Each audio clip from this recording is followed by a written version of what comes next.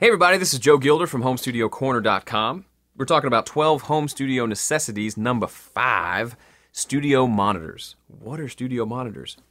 These guys right here, these big speakers behind me, those are studio monitors. Why are they called that? Because you use them to monitor, to listen to keep track of your mix. They're just speakers, but they're made to be very accurate and to be listened to at a fairly close distance to give you a nice accurate response of what you're listening to. Now, before I go any further, the monitors I have, these are M-Audio EX66 monitors. I don't think they make them anymore, and I get this all the time. This is how they're supposed to be set up, okay? They're, because they've got the dual woofer thing, they've got a nice wide response, and in the manual, you can go look it up, it says not to angle them in, but to have them face forward. So I've had so many YouTubers tell me that I've got them set up wrong. Go read the manual and come back and talk to me. Okay, so studio monitors. How do you pick? What do you need to know about them? Well, the idea behind it is you can mix on headphones, and we're going to talk about headphones in a later video, I think in the next one. But there's something to be said about having speakers. Any studio you go to, any studio you've ever been to that you like is going to have a nice set of speakers, okay? You want to be able to listen to your mix on speakers. That's kind of a given, right?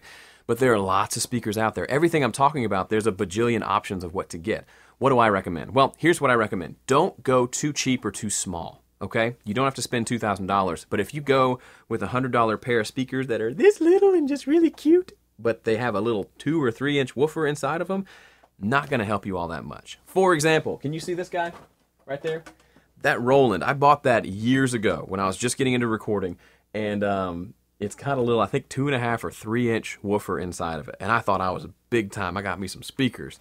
Okay, it doesn't reproduce any bass. Okay, it goes down to maybe 200, 150 hertz, and that's okay. It's a great, this is my crap speaker, okay? I'll talk about that in another video.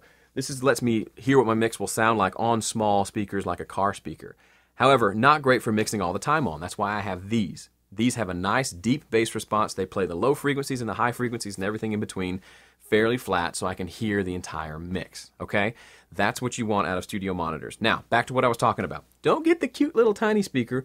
It may look cute, it may sound great in the store, but if it's got a 3 inch speaker on there, there's no way it's reproducing that 50 hertz, 80 hertz meat that's down there in your kick drum and your bass guitar. It's just not going to reproduce those. So what's going to happen, you're going to mix a song on these little speakers, and it's going to sound decent on your speakers, and then when you go listen in your car or in a bigger speaker system, you're going to hear all this bass and muddiness that you just couldn't hear on those speakers because they're not able to reproduce those frequencies. They're in the mix. Those frequencies are in the mix. You just can't hear them because of the tiny speakers. So I recommend going with something that's at least 5 inch woofer. This one right here is 6, just to give you a reference. So a little bit smaller than that, I think, is plenty to give you enough bass response to get a good mix. I mixed on 5 inch speakers for a long time. These sound more like 8 inch speakers. So that's kind of your range. You've got 5, 6, and 8 generally are the sizes you want. 8 inch speakers are going to have a little more bass. I tend to like a 6 is kind of where I would fall if I had to pick. If these were stolen tonight, don't steal them, please. I would probably go find a nice 5 or 6 inch woofer speaker to replace them, okay?